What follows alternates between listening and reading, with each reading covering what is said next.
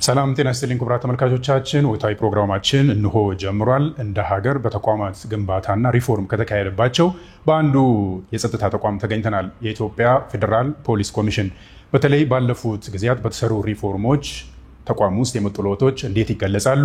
ተቋሙ የተሰጠውን ሀገራዊ ተልዕኮስ ከመወጣት አንጻር ሪፎርሙ ምን ያደርቶታል? ይህም ብቻ ሳይሆን ከተቋሙ ተልዕኮች ደግሞ ሰላምና ጸጥታን ከማስከበርና ሰላምን ከማጽናት አንጻር የተሰሩ ስራዎች እንዴት ይታያሉ? የመጡ ለውጦችስ ምንድናቸው? የሚለውን ዛሬ እናነሳለን። በዚህ ጉዳይ ላይ ሀሳብ አስተያየታቸውን የሚሰጡን ደግሞ የፌዴራል ፖሊስ ኮሚሽን ኮሚሽነር የሆኑት ኮሚሽነር ጀነራል ደመላሽ ገብረ ሚካኤል ናቸው። ከእሳቸው ጋር ቆይታ እናደርጋለን። አብራችሁን ቆዩ። ኮሚሽነር ጀነራል ለጊዜው እጅግ አድርጌ አመሰግናለሁ። እኔም አመሰግናለሁ። ለመነሻ እናደርገውና እስቲ ከመዲናችን አዲስ አበባ ተነስተን እንደ ሀገር የምናየው በተለይ አሁን አጠቃላይ ያለው የጸጥታና የሰላም ሁኔታ ምን ይመስላል የሚለውን አንስተን ወደ ሌሎች ጉዳዮች እናልፋለን። አመሰግናለሁ። በድጋሚ መጀመሪያ አጠቃላይ የሀገራችን የጸጥታ ሁኔታ በተለይ ደግሞ የጸጥታ ተቋማት አሁን ያሉበትን ደረጃ ማየት የሚያስፈልግ ይመስለኛል። እንግዲህ ኢትዮጵያ መንግስት በተለይ ለውጥ እንደ ሀገር ከተካሄደና የለውጡ መንግስት ኃላፊነት ወስዶ ስራ ከጀመረበት ጊዜ ጀምሮ ክቡር ጠቅላይ ሚኒስትራችን በሰጡት ከፍተኛ ትኩረት ጸጥታ ተቋማት ከለውጡ በፊት በጣም ብዙ ችግር ውስጥ የነበሩና ለለውጡም እንደ አንድ ምክንያት እንደ ችግር ሲነሳ የነበረ ስለሆነ የፌዴራል ፖሊስን እንኳን ብንወስድ በምርመራ ስራ ላይ ማዕከላዊ የሚባል የምርመራ ተቋም በጣም አስቸጋሪ የሆነ የሰዎችን ሰብአዊ መብት በከፍተኛ ደረጃ ሲጎዳ የነበረና እንደ ሀገርም እንደ ኢትዮጵያ ሕዝብም ለለውጡ እንደ አንድ መነሻ ሲወሰድ የነበረ ስለሆነ ይህንን መቀየር አለበት ከሚል ከፍተኛ የመንግስት አቋም ተወስዶበት አጠቃላይ በጸጥታና በደህንነት ተቋማት ላይ ትልቅ ሪፎርም ተደርጓል። ይሄ ደግሞ አሁን ላይ እንደ ሀገር በተቋማት እያየን ያለነው ለውጥ የዛ ውጤት ነው ማለት ነው። ከዚህ እንደ ምሳሌ ለመጠቀም አንዱ በዚህ ሪፎርም ውስጥ የተካተተው የኢትዮጵያ ፌዴራል ፖሊስ ነው። የኢትዮጵያ ፌዴራል ፖሊስ ባለፉት 7 የለውጥ ዓመታት ውስጥ ሪፎርም ከተከናወነባቸው ተቋማት አንዱ ፌዴራል ፖሊስ ነው ማለት ነው። ለዚህ የፌዴራል ፖሊስ በሪፎርም ውስጥ ብዙ ውጤታማ ስራዎችን ሰርቷል።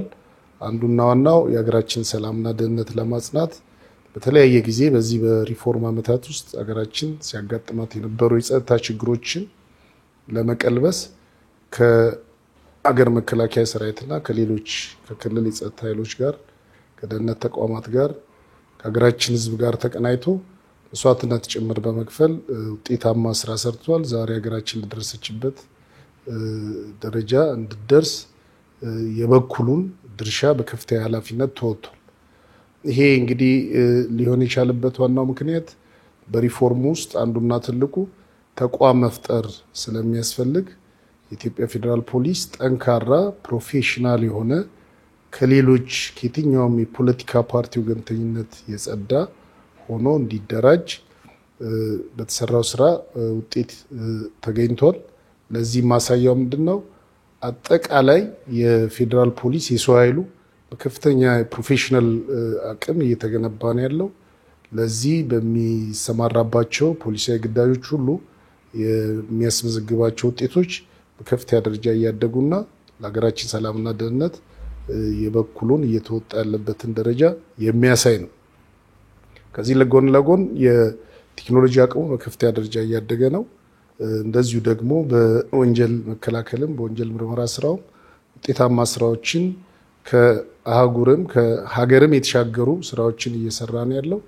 ለዚህ በእነዚህ እና በሌሎች ስራዎች የተሻለ ደረጃ ላይ እየደረሰ ያለና በሀገራችን ሰላምና ደህንነትን በማስከበር ድርሻውን እየተወጣ ያለ መሆኑን በተወሰነ ደረጃ ለማንሳት ነው።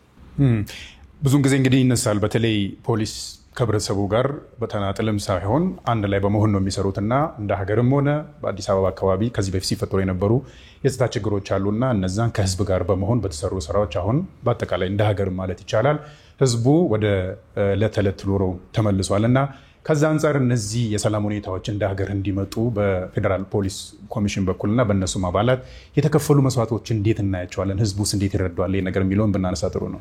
ልክ አንተ እንዳነሳው ከአዲስ አበባ ጀምሮ በአጠቃላይ በሀገራችን በአራቱ ማዕዘን ያለው የጸጥታ ሁኔታ በከፍተኛ ደረጃ የተሻሻለ የመጣበት ሁኔታ ነው ያለው።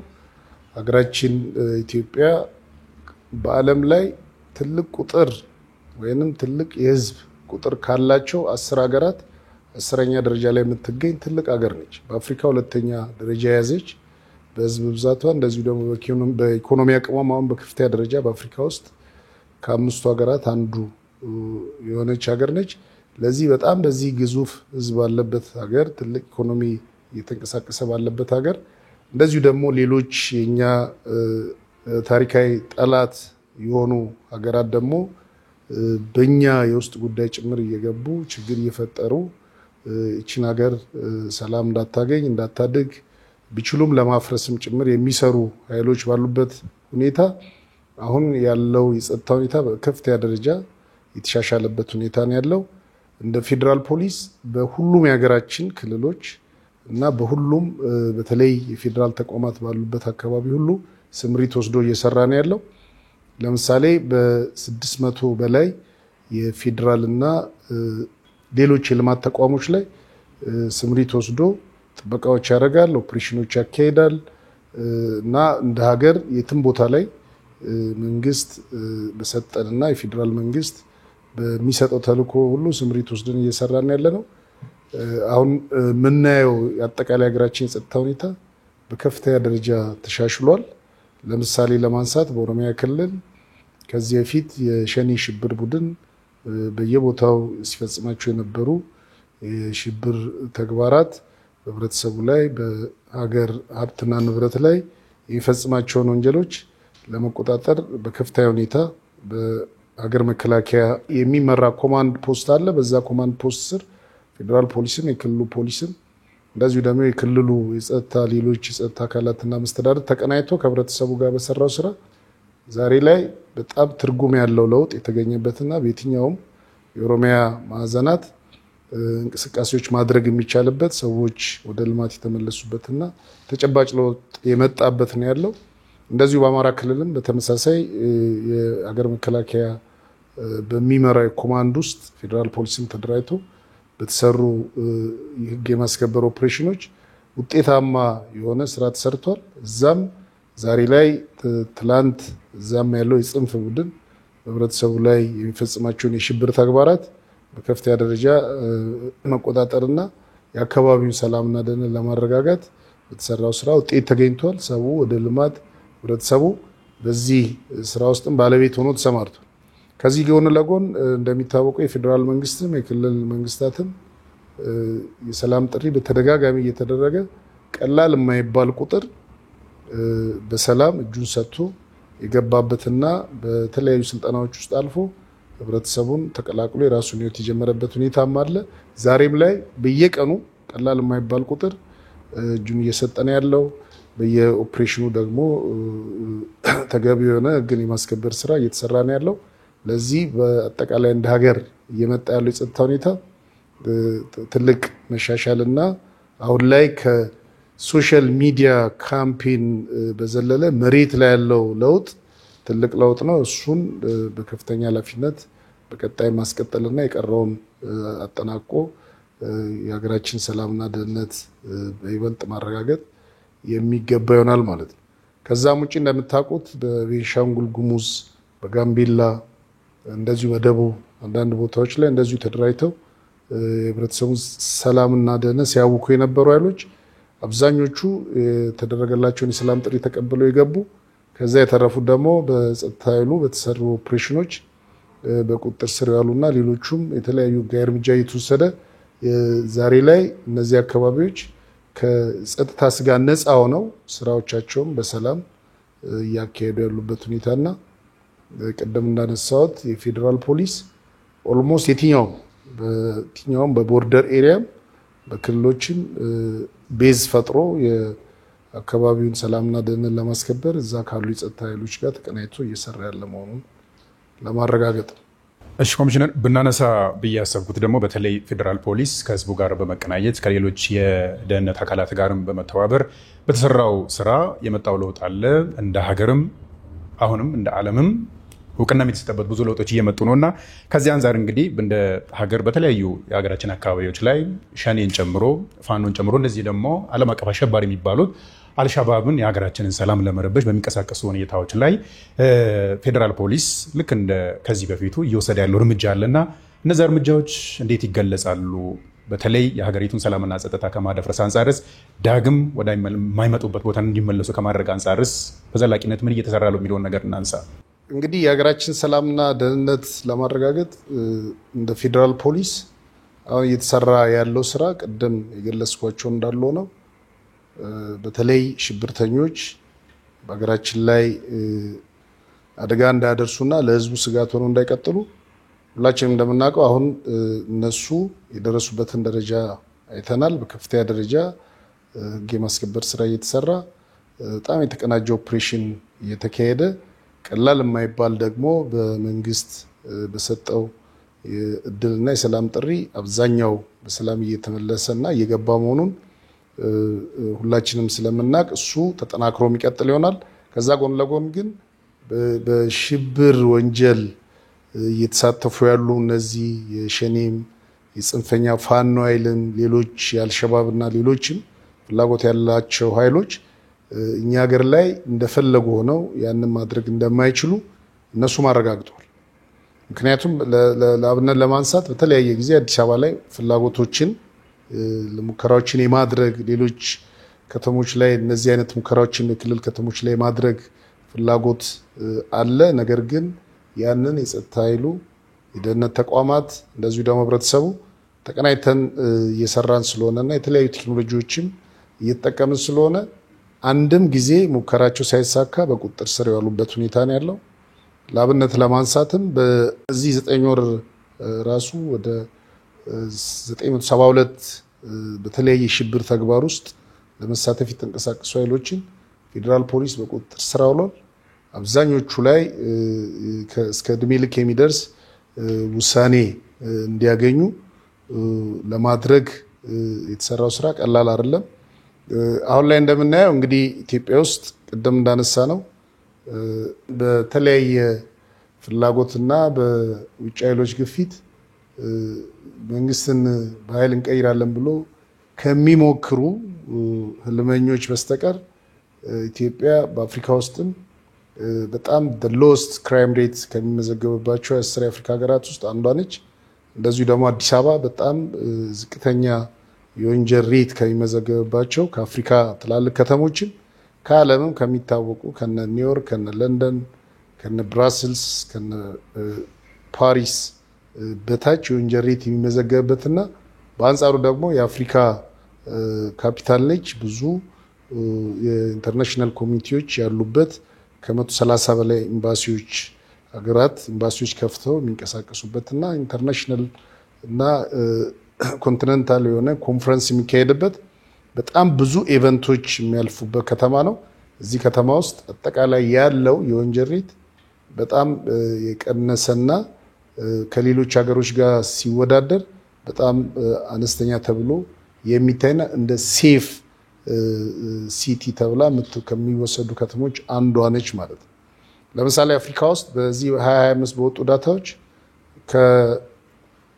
ከ10 የአፍሪካ በጣም አስቸጋሪና የወንጀል ሬታቸው በጣም ከፍተኛ ተብለው ከሚወሰዱ 10 ከተሞች ውስጥ 6ቱ ከተማ በሳውዝ አፍሪካ ነው የሚገኘው። እንደነ ፕሪቶሪያን፣ ጆሃንስበርግ፣ ደርባን እና ሌሎች 6 ከተሞች። ከዛ በኋላ ናይጄሪያ ሌጎስ፣ ናሚቢያ ሆንዶክ፣ ዛምቢያ ሀራሬ እና ኬንያ ናይሮቢ ከ1 እስከ 10 ውስጥ የሚገኙና ከምስራቅ አፍሪካም ራሱ ኢትዮጵያ በጣም ሴፍ ከሚባሉ ሀገራትና አዲስ አበባም ሴፍ ከሚባሉ ከተሞች አንዷ ነች ማለት ነው። ለዚህ አጠቃላይ የኛን የዘንድሮ ዳታ ብናይ ካለው አጠቃላይ የኢትዮጵያ ፖፑሌሽን ጋር ስናስተያይ በ100 ሺህ ህብረተሰብ ውስጥ በ9 ወር ውስጥ እስከ 99 የወንጀል ኬዝ የሚመዘገብበት ሀገር ነውና ይሄ በጣም የተሻሻለ ያደገ ነገር ነው ያለው። እኛ ሀገር ትልቁ ችግር ከሚፈጸመው ወንጀል በላይ በተለያዩ በፕሮፓጋንዳ በተለይ አሁን ባለው የሶሻል ሚዲያ ፕላትፎርም በተለያየ መልኩ ፍላጎታቸውን ማሳካት የማይችሉ የሀገራችን ጠላቶች ከውስጥም ከውጭም ተቀናይተው የሚያካሂዱት ፕሮፓጋንዳ እንጂ ሪል የሆነው ነገር እውነታው እሱ አይደለም። እውነታውማ አሁን አዲስ አበባም በክልል ከተሞችም በሌሎችም አካባቢዎች ብናይ ይሄ ትልቅ ሀገር ነው፣ ትልቅ ህዝብ ያለበት ሀገር ነው። ያለው የወንጀል ሬት ግን በጣም ዝቅተኛ ነው። እነዚህ ኢንቴንሽናል ከሌሎች ከውጭ ኃይሎች ጭምር እየተደገፉ ሀገራቸውን አደጋ ውስጥ ለመክተት የሚንቀሳቀሰው የባንዳው የሽብር ኃይል እሱ የሚሰራቸው የወንጀል ኬዞች ከኖርማሉ ህብረተሰብ ውስጥ ከሚፈጸሙ የወንጀል ኬዞች ጋር እሱን ሬት ማድረግ አይቻልም። ምክንያቱም ያኛው ወቅታዊ ነው፣ የሆነ ነገር ለማሳካት የሚንቀሳቀስ ኃይል ነው። እሱ ኃይል እየተመታ በሄደ ቁጥር እየፈረሰና የሀገር ሰላምና ደህንነት እየተረጋገጠ የሚሄድበት ሁኔታ እያደገ የሚሄድበት ሁኔታን የሚፈጥር ነው። ለዚህ ግን እኛ አዲስ አበባ ላይ ወንጀል ኬዝ ተፈጽሞ ያን የወንጀል ኬዝ ለፖሊስ ሪፖርት አድርጎ ፖሊስ የማይዝበት ሁኔታ የለም ማለት ነው። ለምሳሌ አዲስ አበባ አሁን ላይ በጦር መሳሪያ ተደራጅቶ የሚዘርፍ ኃይል የለም። ብዙ ሀገራት ላይ የሚቸገሩት በጦር መሳሪያ የተቀናጀ ዘረፋና ግድያ በጣም አስቸጋሪ ነው፣ በብዙ ከተሞች ባደጉትም ባላደጉትም። አዲስ አበባ ላይ ግን ይሄ የለም። ይሄ የሆነበት ምክንያት አንደኛ ህብረተሰቡ በከፍተኛ ደረጃ ከፖሊስ ጋር ተቀናጅቶ ይሰራል። ሁለተኛ የከተማው ፖሊስም የከተማው መስተዳድርም እንደዚሁ ደግሞ ፌዴራል ፖሊስም የሰው ኃይሉም እንደዚሁ ቴክኖሎጂውን ተቀናጅቶ እየተሰራ ባለው ኦፕሬሽን ኢንቴንሲቭ ቀጣይነት ያለው የከተማውን ሰላምና ደህንነት ለማስከበር በሚሰራው ስራ አሁን ላይ እንደዚህ አይነት ወንጀል የለም። ባለፈው ዓመት የሚሞከሩ ነበሩ። በዚህ ዓመትም በተለያየ ጊዜ ለመሞከር ጥረት የሚያደርጉ በተለያየ ጠንከር ያለ ኦፕሬሽን በኦሮሚያም በአማራ ክልልም በሌሎችም ሲሰራ ከዛም ልጠው እዚህ ኮንስፓየር ማድረግ የሚፈልጉ ተደራጅተው አደጋ ማድረስ ይፈልጉ ኃይሎችን እነሱን በከፍተኛ ደረጃ የከፋ ችግር ሳይፈጥሩ የመቆጣጠር ስራ በስፋት ተሰርቷል። የባለፈውንና የዘንድሮን እንኳን ኬዝ ለማወዳደር እንፈልግ በዚህ 9 ወር ውስጥ 49% በእንደዚህ አይነት የተደራጁ ወንጀል ኬዞች ላይ መቀነስ ይቻለበትና አጠቃላይ ዋና ተብሎ ከተለዩ 10 የወንጀል ኬዞች በ9 ወር ውስጥ ከባለፈው 22% የቀነሰበት ይሄ በጣም ተጨባጭ የሆነበት። ከዚህ ጎን ለጎን የከተሞችም ሆነ በሌሎች ቦታዎች ላይ የሚሰሩ ወንጀሎች ላይ ህብረተሰቡ የተፈጸመበትን የወንጀል ኬዝ ለፖሊስ ሪፖርት የሚያደርግ ከሆነ ፖሊስ አሁን ላይ የመያዝ አቅሙ የመመርመር አቅሙ በከፍተኛ ደረጃ ያደገበት እና ህብረተሰቡም ያጣውን ንብረት በቀላሉ ማግኘት የሚችልበት እድል ሰፊ ስለሆነ ይሄንን ህብረተሰቡ ማውቆ ከፖሊስ ጋር ተቀራርቦ እንደሚሰራው ስራ ሁሉ አጠናክሮ የሚቀጥል ከሆነ በጣም ፖሊሱን የማገዝ እና የሚፈጸሙ ወንጀሎችን በቀላሉ ለማጋለጥ እድል የሚፈጥር ይሆናል። በየቦታው እንደምናየው የሚያመልጥ የወንጀል ኬዝ ብዙም አይታይም። እንደገና ደግሞ ህብረተሰቡ በጣም ችግር ውስጥ የሚከት እና ተደራጅቶ ከጸጥታ መዋቅሩ አቅም በላይ የሆነ የወንጀል ኬዝም እያጋጠመ ስላልሆነ ይሄ ለኛ ትልቅ ነው። ምክንያቱም ከሶሻል ሚዲያው ካምፔን ውጪ ሪል መሬት ላይ ያለው ልዩነት ስላለው ማለት ነው።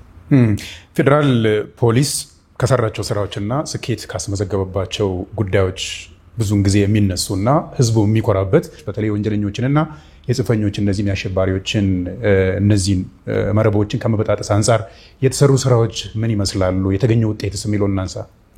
ከሽብር ጋር ተያይዞ ቅድም እንዳነሳሁት ከአልሸባብ ጀምሮ ከ2 ዓመት በፊት ከ100 በላይ የሚሆን የአልሸባብ በጣም ከፍተኛ የሆኑ ኦፕሬሽኑ ሲሳተፉ የነበሩ በሶማሌ ክልል በተሰራ ኦፕሬሽን የተያዙና ከነሱ ጋር ተያይዞ ምርመራው ተደርገው እስከ እድሜ ልክ ውሳኔ የተሰጠባቸው እንደዚሁ ከሸኔና ከጽንፈኛው ጋር ተያይዞ ቅድም እንዳነሳሁት ከ900 በላይ ወደ 972 የሚሆኑ ተጠርጣሪዎች በቁጥጥር ስር ያሉበት ከ259 በላይ መዝገብ ተደራጅቶ እነዚህ ኃይሎች ከተለያየ አገር ውስጥ የተለያየ ችግር ለመፍጠርና የተለያየ ችግርም ፈጥረው በዚህ በእገታ ላይ የተሰማሩ በሰው ግድያ ውስጥ የተሰማሩ አዲስ አበባ ላይ አደጋ ለማድረስ የተለያዩ የፍንዳታ እቃዎችን ይዘው ወይ ፍንዳታ መሳሪያዎችን ይዘው አዲስ አበባ ውስጥ የተያዙና በኦሮሚያም በአማራ ክልልምና በሌሎችም ጭምር ከሽብር ጋር ግንኙነት ያላቸውን ፌዴራል ፖሊስ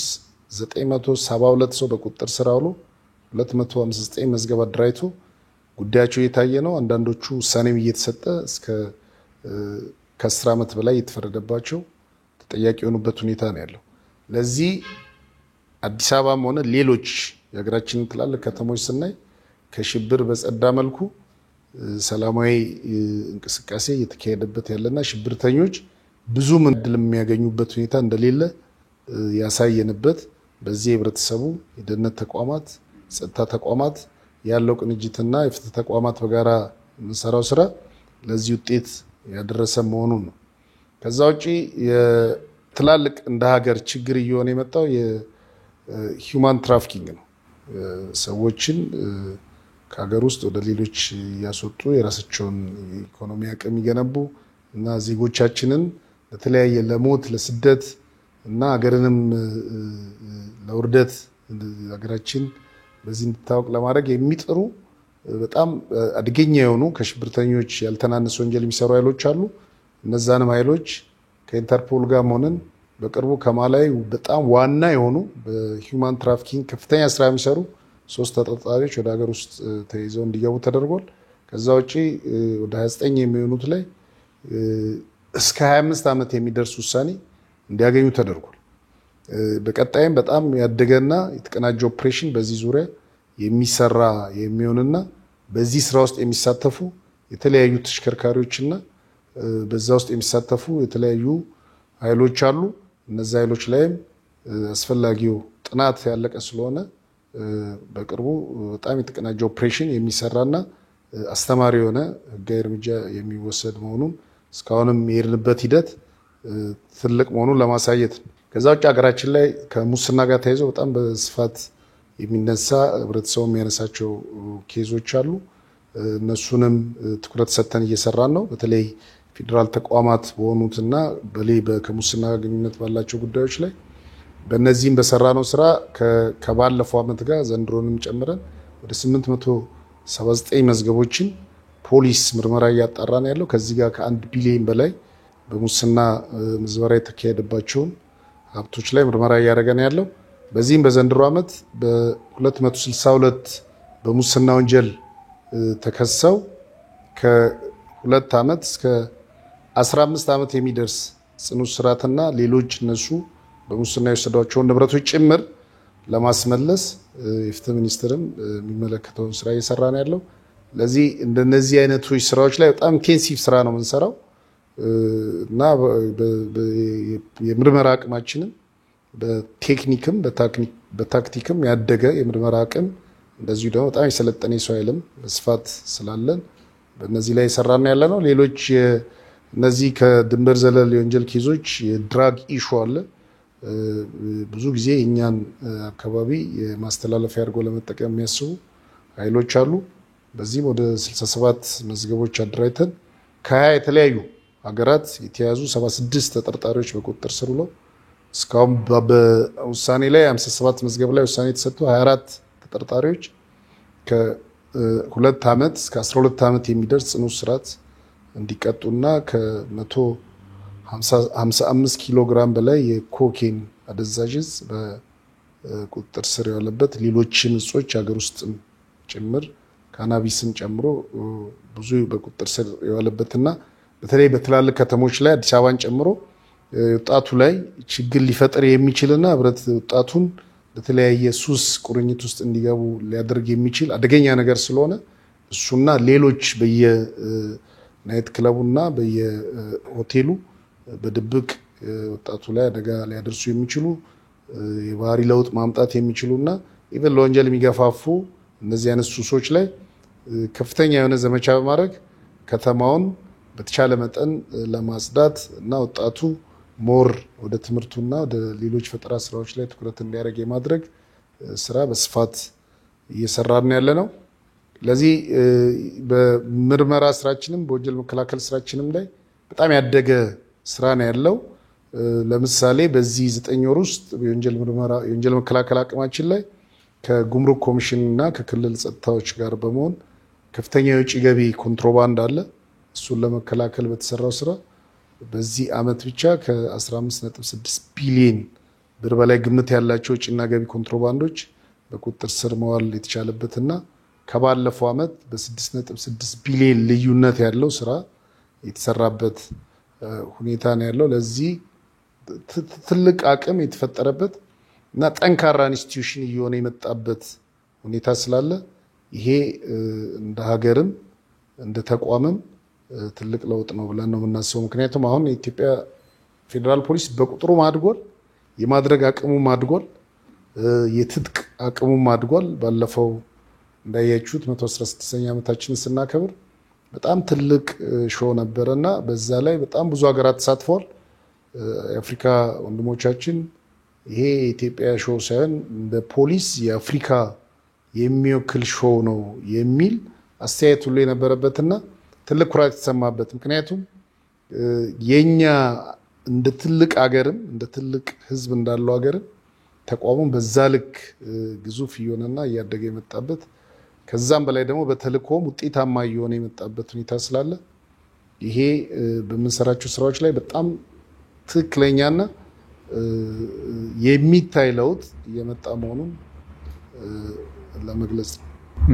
ኮሚሽነር ጀነራል ሌላ ነገር ላንሳሉት። በተለይ እንደ ኢትዮጵያም እንደ ሀገርም ብዙ ነገር የምናያቸውና የተደራጁ ወንጀሎች ከመከላከል አንጻር ፌዴራል ፖሊስ የሰራቸው ብዙ ስራዎች አሉ። በተለይ ሰዎቹን አግተው መደራደሪያ የሚያደርጉ የገቢ ምንጭም ያደርጉ አካላት እንዳሉ ብዙውን ጊዜ ፌዴራል ፖሊስም ይገልጻል። በዛም በኩል በተሰሩ ስራዎች የመጡ ለውጦች እንዳሉ ይነገራል እና በዛ አካባቢ የተሰሩ ስራዎች ምን ይመስላሉ? እነዛ ወንጀሎችስ ካሁን በኋላ እንዳይቀጥሉ እንዴት ይሰራል? ከህዝቡስ ምን ይጠበቃል ይላሉ?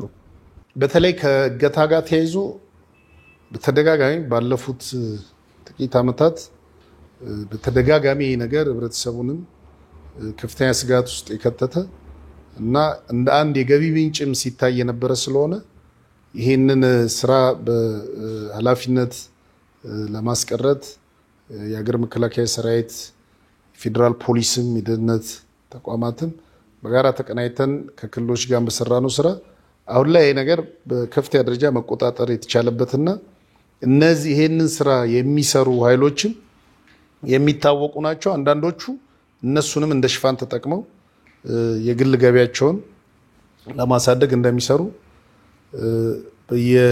በሰራናቸው ኦፕሬሽኖች ማረጋገጥ ይችላል። ለምሳሌ ሸኔ በራሱ የሚያግተውና የሚሰራው አለ። በያለበት ቦታ ላይ የገጠሩን ህብረተሰብ ሌሎች ወይ በከተማ የሚኖሩ ቤተሰቦቻቸውን እዛ እያገቱ እዚህ ያለውን ገንዘብ የምጠየቅ ይሄ በተግባር የዛ የሽብር ኃይሉ አንዱም ዓላማዊ ስለሆነ እሱን ሲያከናውን የቆየበት ሁኔታ አለ። ጽንፈኛ ፋኖም በተመሳሳይ እንደዚሁ እያገተ ገንዘብ ይጠይቅበት አሁንም አልፎ አልፎ ባሉበት አካባቢ ያለውን ህብረተሰብ በዚህ መልኩ የሚያሰቃዩበት ሁኔታ ነው ያለው። ነገር ግን በከተሞች እነዚህ ሰዎች በማይንቀሳቀሱበት አካባቢ በሁለት መልኩ አንደኛ የነሱ ሴል የሆነው ግሩፕ የጸጥታ ኃይሎችን ዩኒፎርሞች በተለያየ መልኩ አግኝቶ እየተጠቀመ እገታዎች ሲያከናውን የነበረበት ሁኔታ አይተናል። ባለፈው ዓመትም ታስታውሳላችሁ እዚህ አዲስ አበባ ላይ ቦሌ ላይ በተደረገው ኦፕሬሽን ጋር እርምጃ የተወሰደባቸው አሉ። እነዛ ኃይሎች ሲጠቀሙ የነበረው የጸጥታ ተቋማትን ዩኒፎርም ነው። እንደዚሁ ደግሞ ምንም ከግንኙነት የሌላቸው ነገር ግን ያንን ስም ይዘው ህብረተሰቡን በተለያየ መልኩ በስልክም በምንም እየደወሉ እኛ ከሌነን እንደዚህ ማታረጉ ከሆነ እያሉ ህብረተሰቡን እያስፈራሩ ገንዘብ ለማግኘት የሚያደርጉ ኃይሎች ነበሩ። እነሱንም መቆጣጠር ችለናል። በሁሉም መልኩ በዚህ ዙሪያ የነበረውን ችግር ለማስቀረት በተሰሩ ኦፕሬሽኖች በቁጥጥር ስር እንዲውሉ የማድረግ በተለያየ መልኩ ደግሞ ያገኟቸውን ገንዘቦች እሱ በባንክ እንዲታገድና በህግ ቀጣይ የምርመራ ሂደቱ እያለቀ ሲሄድ ህብረተሰቡ በዚህ ጥቃት የደረሰበትና ገንዘቡን እነዚህ ሽብር ኃይሎች የቀሙትን ለመመለስ የሚሰራበት ሁኔታ በምርመራ እየታየ ነው ያለው። ቀላል የሚባል ብር አይደለም። በብዙ ሚሊዮኖች የሚቆጠር ፖሊስ አሳግዶ ምርመራ እያከናወነባቸው ነው ያሉት። ለዚህ በሽብር ኃይሎችም ሌሎች የነሱንም ስም ከቨር እየተጠቀሙ ይሄንን የሚሰሩና በግልም ደግሞ እንደ ገቢ ምንጭ አይተው በዚህ ጉዳይ ላይ የተሰማሩትን በቁጥጥር ስር እያዋልን ተጠያቂ እያደረግን ያለ ነው። አሁን ላይ ቅድም ካነሷቸው የሽብር ኃይሎች ከ972 በቁጥጥር ስር ውለዋል ከምንላቸው ውስጥ በተለያየ ጊዜ ህብረተሰቡ ላይ እገታም ግድያም ሲፈጽሙ የነበሩ ኃይሎች ጭምር የተካተቱበት ምርመራና ኦፕሬሽን ነው። ለዚህ አሁን ሁላችንም እንደምናውቀው ብዙ በዚህ ጉዳይ ላይ የሚሰማ ነገር የለም። በመስመሮች ላይም ባለው እንቅስቃሴ ፌደራል ፖሊስ የወንጀል መከላከል ኃይላችን በጣም ጠንካራ የፈጥኖ ድራሽ ኃይል አለ፣ ጠንካራ የኮማንዶ ኃይል አለ። ይህ ኃይል በአራቱም የሀገራችን ማዕዘኖች ስምሪት ያደርጋል። በአምስቱም የአዲስ አበባ መውጫ የክልል መንገዶች ላይ ፓትሮሎች ይደረጋሉ።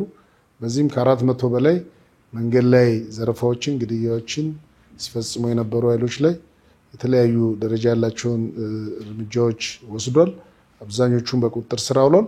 አሁን ላይ ብዙውን ሶሻል ሚዲያ ላይ ከምንሰማው በስተቀር ሁላችንም አብዛኛውን እንቅስቃሴ እናደርጋለን።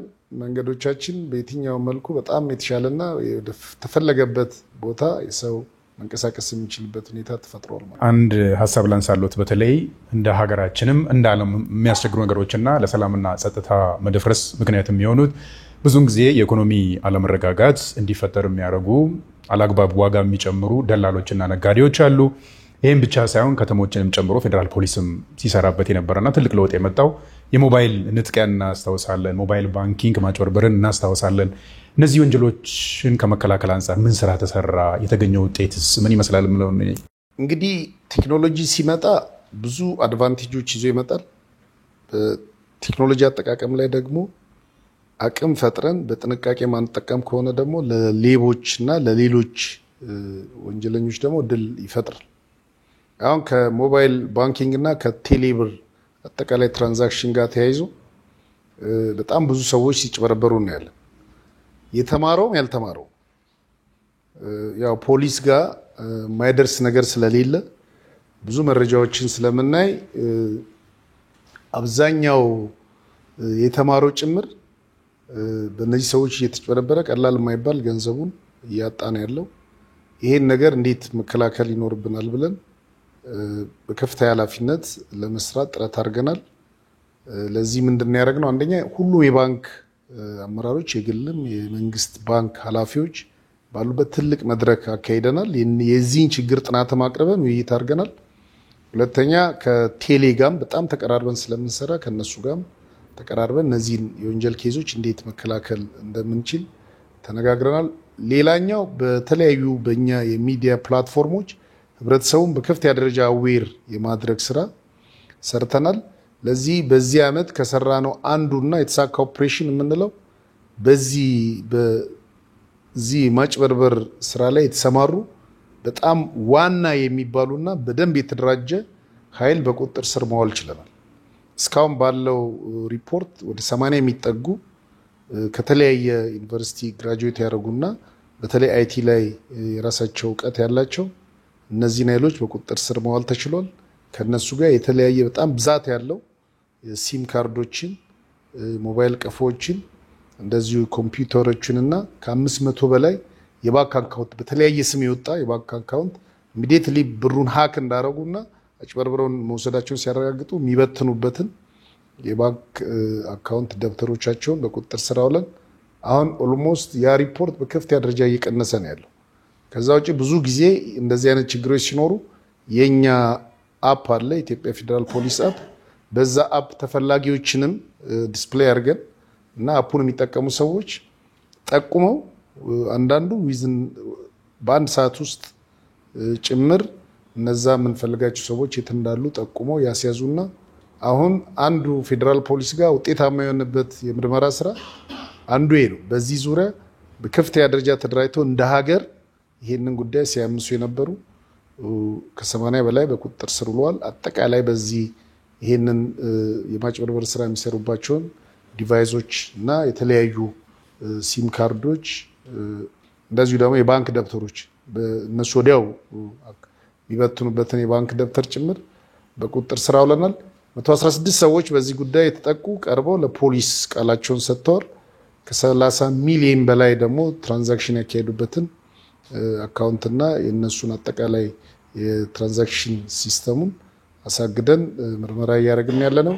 እነዚህን ኦፕሬሽኖች ከሰራን በኋላ አሁን ብዙም በዚህ ዙሪያ እነዚህ አይነት ችግሮች እየተሰሙ አይደሉምና ይሄንን አጠናክረን እንቀጥላለን። ምክንያቱም እንደዚህ አይነት ኬዞች በእንጭጩ መቅጨት ካልተቻለ አሁን አንዳንድ ሀገር ላይ ልክ እንደ ኢንዱስትሪ ፓርክ ሃከሮች ትልቅ ፓርክ ፈጥረው በተለይ ጸጥታ ችግር ባለባቸው አካባቢዎች ላይ ከሌሎች ሀገሮች ላይ በጣም ጫና እየፈጠሩ ያሉበት ሁኔታ ስላለ እሱ እያደገ ወደኛም እንዳይመጣ በእንጭጩ የመቅጨት እና እኛም የቴክኖሎጂ አቅማችን እያሳደግን እነዚህን ችግሮች የመቋቋም እና የመቆጣጠር ስራ እየሰራን ያለነው ከሚመለከተው ባለድርሻ አካላት ጋርም ቅድም እንዳነሳሁት ጠንካራ የሆነ ግንኙነት ፈጥረን እነሱንም የወንጀል ዘዴውን አዌር እያደረግናቸው ሲስተሞቻቸው ላይ እንዲሰሩ እና ህብረተሰቡንም አዌር እንዲያደርጉ እያደረግን ያለነው። በዚህ አጋጣሚ ተረድቶ በምንም መለኪያ ሰዎች ደውለው አካውንታቸውን ጠይቀው ገንዘብ እንደፈለገ ሊወስዱ የሚችሉበትን እድል ይህንን መንቃት ይኖርባቸው። ሌላው ብናነሳና ህዝቡ ቢረዳው ፌደራል ፖሊስም ለህዝቡ ቢያስረዳውና ህዝቡም እንዲረዳው ቢደረግ ብዬ ያመንኩት የወንጀሎች ጠባይ እንደ ዓለም አቀፍም እንደ ሀገራችንም በጣም እየተቀያየሩ ያሉ ናቸውና በየጊዜው ጠባዩን እየቀያየረ የመጣውን ወንጀል ለመከላከል የሚያስችል ፌደራል ፖሊስ ገንብተናል ማለት እንችላለን። ምንድነው እንግዲህ የወንጀል አፈጻጸም ዘዴ የተለያየ ነው። ፖሊስ ሁሌ ራሱን አፕዴት ያደርጋል። በሀገር ውስጥም በውጭም ካሉ የወንጀል አፈጻጸም ዘዴዎች ጋር ራሱን እያዛመደ በዛ ላይም እውቀት እየፈጠረ ይሄዳል። ዛሬ ላይ ደግሞ ፌደራል ፖሊስ በጣም ያደገ ቴክኖሎጂ እየተጠቀመ ነው ያለው። ለምሳሌ የኢትዮጵያ ፌደራል ፖሊስ አፕ the best police app application awardን በዓለም ላይ በአንደኝነት ደረጃ አሸንፏል።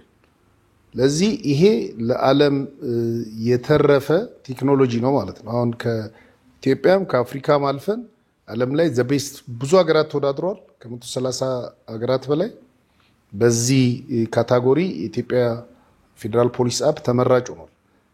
አሁን እኛ ይሄንን አፕ እያንዳንዱ ሰው ዳውንሎድ አድርጎ በሚጠቀመው ስማርትፎን ላይ የተለያዩ አማራጮች አሉ። ፕሌይ ስቶር አለ፣ አፕ ስቶር አለ። ዳውንሎድ አድርጎ ቢጠቀም በከፍተኛ ደረጃ ፖሊስን ማገዝ ይችላል። ለፖሊስ ዋናው እና መሰረቱ መረጃ ነው።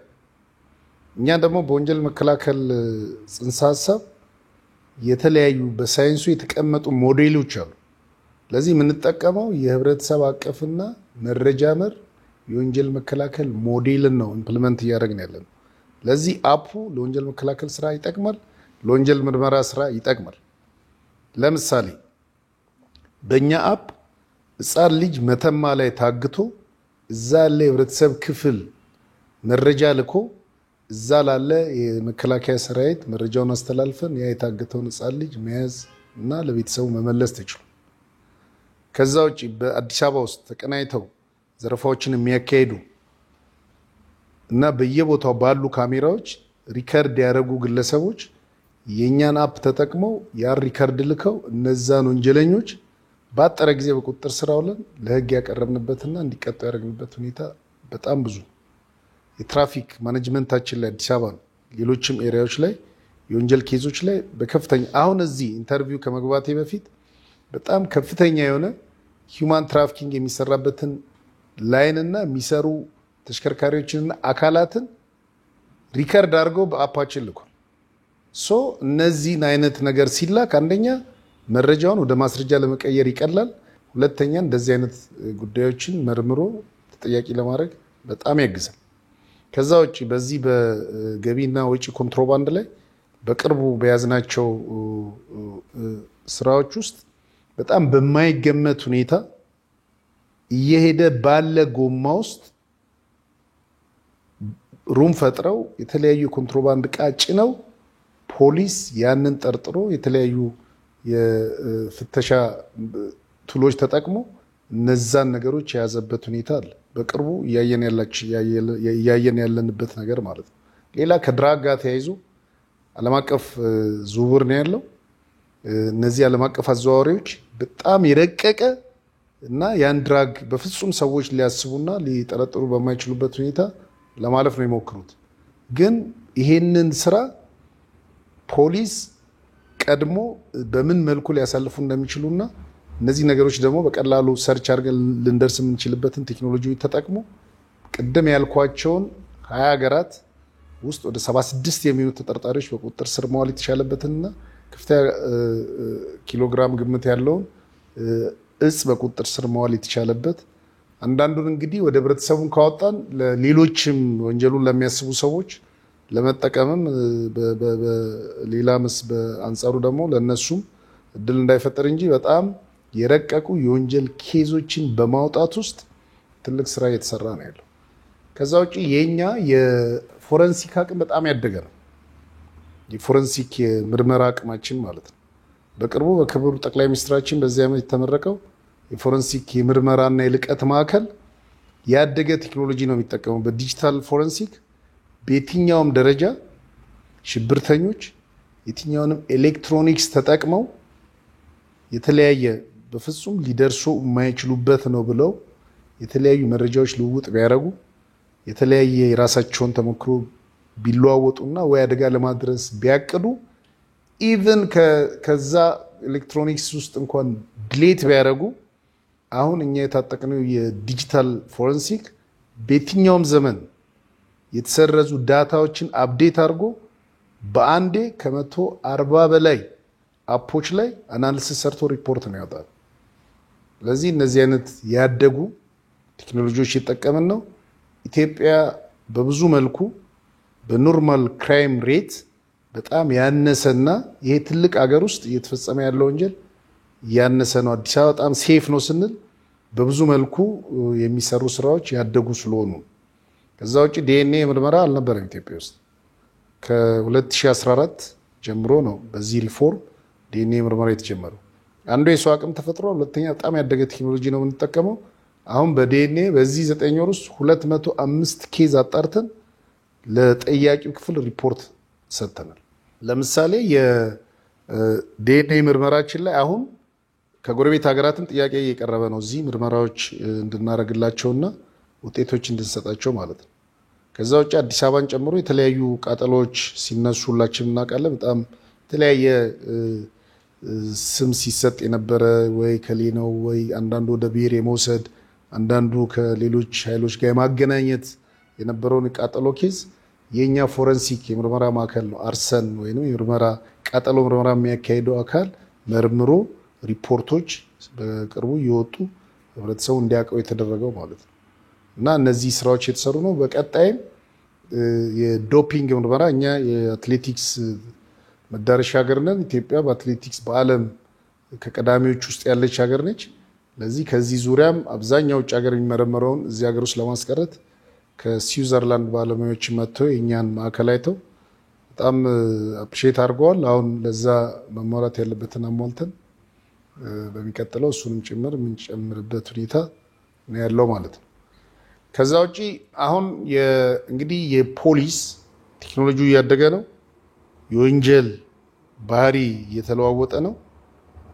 ከሀገራት ጋር በጣም ተቀራርበን እየሰራን ያለ ነው። ከኢንተርፖል፣ ከአፍሪፖል፣ ከምስራቅ አፍሪካ የፖሊስ ድርጅት ኤአብኮ እንደዚሁ ከሀገራት ጋር ቅድም እንዳነሳሁት የሰው አዘዋዋሪዎችን ጭምር ከውጭ የማምጣት በቅርቡ አሁን ግብጽ ውስጥ ግድያ ተፈጽሞ ያን ግድያ የፈጸመው አካል ወደ እንግሊዝ አልፎ ከእንግሊዝ ለማስመጣት እየሰራን ያለ ነው እና ከሀገራት ጋር በጣም ተቀራርበን እየሰራን ያለ ነው። ከዱባይ እና ከዩኤኢ ጋር አሁን ብዙ የጋራ ምርመራዎች እያከናወንን ያለ ነው። እዛ ወንጀል ሰርቶ እዚህ የሚመጣውን እዚህ እንይዛለን።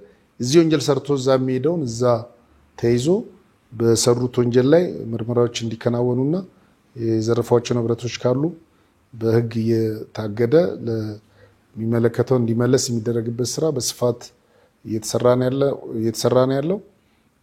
እንግዲህ የኢትዮጵያ ፖሊስ አሁን ቅድም ያልነውን የወንጀል አፈጻጸም ዘዴን የማወቅ እና በሀገራችን ውስጥ የሚፈጸመውን ወንጀል ተረድቶ ምርመራዎችን የማድረግ ኦፕሬሽኖችን አድርጎ የመያዝ ስራ እያደገ የመጣውም የፖሊሱም አቅም እና የቴክኖሎጂ የመጠቀም አቅሙም ስላደገ ነው።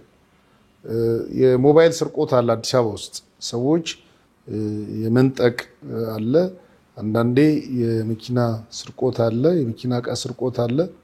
ቅድም የተደራጅቶ ታጥቆ ከተማው ህብረተሰብ ላይ ጫና ፈጥሮ ወንጀል የሚሰራ ኃይል የለም። አሁን ላይ በአስተማማኝ ሁኔታ እየተቆጣጠርን ስለሆነ የሞባይል ኬዝ ላይ ሪፖርቱ ፖሊስ ጋር ከደረሰ ከጋምቤላ ያስመለስነው ሞባይል አለ። ፖሊስ እስከዛ ድረስ ተከታትሎ በቅርቡ ወደ ባህር ዳር የወጣን ሞባይል በደቡብ እንደዚሁ የትም ቢሄድ ያ የተሰረቀውን ስልክ የመያዝና የማስመለስ ሌባውንም ተጠያቂ ማድረግ ስራ እየተሰራ ነው ያለውና ዋናው እኔ ህብረተሰቡ በዚህ ዙሪያ በማንኛውም የወንጀል ኬዝ አንደኛው አፑ አክሰስ ያደርገዋል። አፑን ተጠቅሞ ከየትም አንግል ወደ ፖሊስ ሪፖርት መላክ ይችላል። ወንጀል የተፈጸመው የሆነ ቦርደር ላይ ሊሆን ይችላል። ቦርደር ላይ የትኛውም የሀገራችን ማዕዘን ላይ አፑ ሲስተሙ ይሰራል። እሱን ተጠቅሞ መላክ ይችላል። አንድ ከላከ በኋላ በላከው መረጃ የሚሆን በላከው ክስ ላይ ፋይል ነምበር ያገኛል። ያን ፋይል ነምበር ተጠቅሞ 991ን እየደወለ ኬዙ የት እንደደረሰ ቼክ ማድረግ ይችላል። አሁን ይህንን ስራ እያስፋፋን ያለ ነው። ወደ ድሬዳዋ ላይ ኢምፕሊመንት አድርገናል። በጣም ጥሩ ስራ እየተሰራ ነው ያለው። አዲስ አበባ ሙሉ ለሙሉ እየተሰራ ነው ያለው። ኦሮሚያ ላይ በተወሰነ ደረጃ ተጀምሯል። አሁን አማራም ሌሎች ክልሎች ላይም ስልጠናውንና ስራውን እያስፋፋን እንሄዳለን። አዲስ አበባ ላይ ደግሞ በቅርቡ ሰው አልባ ፖሊስ ስቴሽን እንገነባለን። የስማርት ፖሊስ ስቴሽን ማለት ነው። እሱን ላውንች እናደርጋለን። እሱን ከተወሰኑ ወራት በኋላ ላውንች ስናደርግ በአፍሪካ የመጀመሪያው ነው፣ በዓለም አራተኛው ነው ማለት ነው።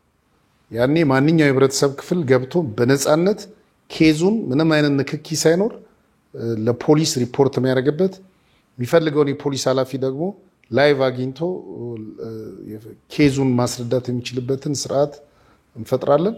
ለዚህ የፖሊስ አቅሙም እያደገ ነው። የዓለም አቀፍ ተወዳዳሪነቱንም ከፍ አድርጎ በተለይ ደግሞ ወንጀልን ለመከላከልና ህብረተሰባችን በነፃነት ከወንጀል ስጋት ነፃ ሆኖ የሚንቀሳቀስበትን የሚሰራበትን ሁኔታ ለመፍጠር እየሰራ ነው። በተጨባጭም እያየን ነው። ባለፈውም ያው በሶሻል ሚዲያ በስፋት ሲካሄድ ሲሰማ ስለነበረ የተለያዩ የአፍሪካ ሀገራትም እየመሰከሩ ነው ያሉት። አዲስ አበባ ውስጥ ምሽት ላይ አንዳንድ ሰው ምሽት ስፖርት ቢሰራ አለ ጎዳና ላይ ብዙ ሰው ወክ ያደርጋል፣ ይንቀሳቀሳል። እኛም እሱን ነው በጣም ማስቀጠል አለብን። በየትኛውም ከተማ ያለ ፖሊስ ህብረተሰቡ በነፃነት ነፃ ሆኖ የሚንቀሳቀስበትን እና ከስጋት ነፃ የሚሆንበትን ሁኔታ መፍጠር አለብን ብለን እየሰራን ያለነው። ወንጀል ማስቆም አይቻልም።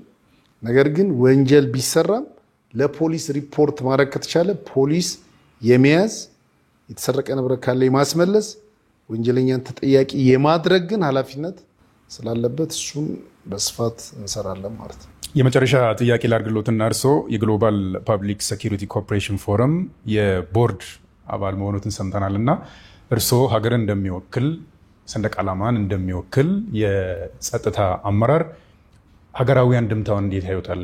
የዚህን ፎረም ቦርድ አባል መሆን እንግዲህ የዚህ ኢኒሼቲቭ በቻይና መንግስት ኢኒሼት ተደርጎ የግሎባል ፐብሊክ ሴኩሪቲ ኮርፖሬሽን ፎረም ቻይና ውስጥ ነው የሚካሄደው። የመጀመሪያውን የአፍሪካ ሴሚናር ባለፈው እዚህ አካሄደናል። ሚያዝያ 27 የኛን ናሽናል ዴይ ባከበርነው ማግስት የዚህን የግሎባል ፐብሊክ ሴኩሪቲ ኮርፖሬሽን ፎረም የአፍሪካን የኮንቲነንቱን ሪጂናል ሴሚናር እዚያ አካሄደናል። የቦርዱ የፎረሙ ቼርማን የቦርድ ቼርማን በተገኙበትና የተለያዩ የአፍሪካ ሀገራት ፖሊስ ኮሚሽነሮች ባሉበት እዚያ አካሄደናል። ይሄ ፎረም በጣም ትልቅ ጠቀሜታ አለው። ምክንያቱም አሁን ከ124 ሀገራት በላይና ዓለም አቀፍ ተቋማት ኢንተርፖልን ሌሎች የዓለም አቀፍ ተቋማት ጭምር የሚሳተፉበት ነው። እዛ ላይ ብዙ የፖሊስ የሎ ኢንፎርስመንት ኤጀንሲስ ልምዶች የሚንጸባረቁበትና በዛ ልምዶች ላይ ሀገራት ልምዶችን ልውጥ የሚያደርጉበት እንደዚሁ ደግሞ ቴክኖሎጂዎች የተለያዩ ኤግዚቢሽኖች አሉ። በዛ ላይ ለፖሊስ የሚያግዙ ቴክኖሎጂዎችና ትጥቆች በኤግዚቢሽን የሚቀርቡበት እኛም ያለንን ልምድ ለሀገራት የምናካፍልበትና በተለይ ደግሞ በዚህ የቦርድ አባልነት ኢትዮጵያ እንደ አፍሪካን ወክላ የምትሳተፍበት እድል የፈጠረና ትልቅ ኤክስፖዠር ያገኘንበት እኛም ልምዶች ከሀገራት የወሰድንበትና እኛ ጋም ያለውን ልምድ ለሌሎች ያካፈልንበት እድል ስለሆነ ይሄ ለእኛ ጥሩ እድል ፈጥሯል። በቅርቡም ዱባይ በነበረው የወርልድ ፖሊስ ሰሚት ላይ ከ130 ሀገራት በላይ ናቸው የተሳተፉት። በጣም ያደጉ ሀገራትም የሁሉም ኮንቲነንት ሀገራት ተሳትፈዋል። በዛ ላይ ነው የኛ አፕ ተሸላሚው ነው። እንደዚሁ ደግሞ የኢትዮጵያ ፌዴራል ፖሊስ በዓለም አቀፍ ትብብር ላይ እየሰራ ባለው ስራ ፈርስት ክላስ ሜዳል ተሸላሚ ሆኗል ማለት ነው። ይሄ እንደ ሀገርም ትልቅ ክብር አለው። እንደ ተቋምም ለምንሰራው ስራዎችና ነገም እንዳንዘናጋ እንዳንተኛ እኛ እየሰራን ያለነው ስራ ከሀገርም አልፎ ለሀገርም እንደገና ለዓለምም እየጠቀመ መሆኑን ያየንበት መድረክ ነው። ለዚህ ነው ይሄን ነገር የምንሰራው። በቅርቡም በኢትዮጵያ ፖሊስ ዩኒቨርሲቲ የፖሊስ ኢኖቬሽን ማዕከልን ተግባራዊ እናደርግና የፖሊስ ስራ በጣም በኢኖቬሽን መታገዝ አለበት። እሱንም ተግባራዊ አድርገን የፖሊሱን ስራ ከዘመኑ ጋር እኩል የሚሄድና በተለይ ወንጀለኞች ላይ ደግሞ በልጦ ሁሌም ወንጀለኞችን የሚበልጥ ወንጀለኞችን በቀላሉ መቆጣጠር የሚችልና ወንጀለኞች የማያመልጡት ተቋም እንዲሆን በኃላፊነት እንሰራለን። እየሰራንም አሁን እያየን ያለን ውጤትም ወደዛ የሚወስደን ስለሆነ ይሄ ነው እንግዲህ ቅድም እንዳነሳሁት አሁን ስፔሱን ወይንም የስማርት ፖሊስ ስቴሽኑን ስንጀምር በአፍሪካ የመጀመሪያ ነው የሚሆነው። ዓለም ላይ እስካሁን 3 ሀገራት ላይ ነው ያለው። 4ኛው ሀገር የኛ ይሆናል። ያኔ እሱን በአዲስ አበባ በቅርቡ ክቡር ጠቅላይ ሚኒስትራችን ያስጀመሩት የሲቪል ሰርቪሱን ለማሳለጥና የተሻለ ለማድረግ ህብረተሰቡ የተሻለ ሰርቪስ እንዲያገኝ የመሶብ የሚል ወደ 12 ተቋማት አንድ ላይ ሰርቪስ የሚሰጡበትና በቀላሉ ሰዎች የሚፈልጉትን ሰርቪስ የሚያገኙበትን እድል ተፈጥሯል። የኛም ወደዛ የሚያድግ ማለት ነው። ወደዛ የሚያድግ ሰዎች በነፃነት 24/7 ፈልጉትን ሰርቪስ ከፖሊስ በነፃነት የሚያገኙበትን በሚፈልጉት ጉዳይ ላይ ደግሞ ተጠያቂነት ያለው ኮሙኒኬሽንም እንዲሁም ፖሊስንም መጠየቅ የሚችሉበት ሁኔታ እንዲሆን እድል ይፈጥራል። ይሄንን ተግባራዊ እናደርጋለን። ከዛ ውጪ በመንገድ ደህንነትም በተለይ ትራፊክ ኬዝ ላይ ትልቅ ስራ ይፈልጋል። እንደ ኢትዮጵያ አሁን እየሆነ ያለውና በሰዎች ላይ እየደረሰ ያለው የሞት አደጋ ቀላል አይደለም። ይሄንን መቅረፍ የሚችል ስራ እንደ ኢትዮጵያ ፌዴራል ፖሊስ ኢኒሺዬቲቭ ተወስዶ ትራንስፖርት ሚኒስቴርና ከሌሎች ተቋማት ጋር ስራዎችን ለማስጀመር ጥረት እየተደረገ ነው ያለው። እሱ ላይም ጠንክረን እንሰራለን። ምክንያቱም በትራፊክ አደጋ ብዙ ሰዎች ይሞታሉ። በዚህ ዓመት ከ2400 ሰው በላይ ሞቷል። ብዙ ጊዜ የትራፊክ አደጋ ላይ አደጋው ደርሶ ሁላችንም ከንፈር መጠን ነው የምናልፈው። ሽብርተኞች ወይንም ሌሎች ወንጀለኞች ግን የሆነ አደጋ ሲያደርሱና የሆነ ችግር ሲፈጥሩ እንደ ሀገር ነው የምንንቀሳቀሰውና ልክ ለሽብርተኞች አደጋ አድርሰው እንደ ሀገር እንደምንንቀሳቀሰው ሶሻል ሚዲያውም እንደዛ ካምፔን እንደሚያደርገው በትራፊክ አደጋ ላይም ለምን የሚል ካምፔን ማድረግ እና በጋራ መቆምና ይሄን ነገር እጃችን ላይ ያለውን ነገር ሰዎችን እየበላ ስለሆነ እሱንም ማስቀረት የሚችል ስራ እየሰራን ያለነው እሱን በስፋት በቀጣይ ደግሞ እንደዚሁ ከውጤት ጋር ያሳየን እንሄዳለን ማለት ነው። የኢትዮጵያ ፌዴራል ፖሊስ ኮሚሽን ኮሚሽነር ጀነራል ደመላሽ ገብረ ሚካኤል በወቅታዊ አሁናዊ ሀገራዊ ሰላምና ጸጥታ ጉዳይ ላይ ለሰጡን ማብራሪያ እጅግ አድርገን እናመሰግናለን። እንግዳችን ስለሆኑም እጅግ አድርገን እናመሰግናለን።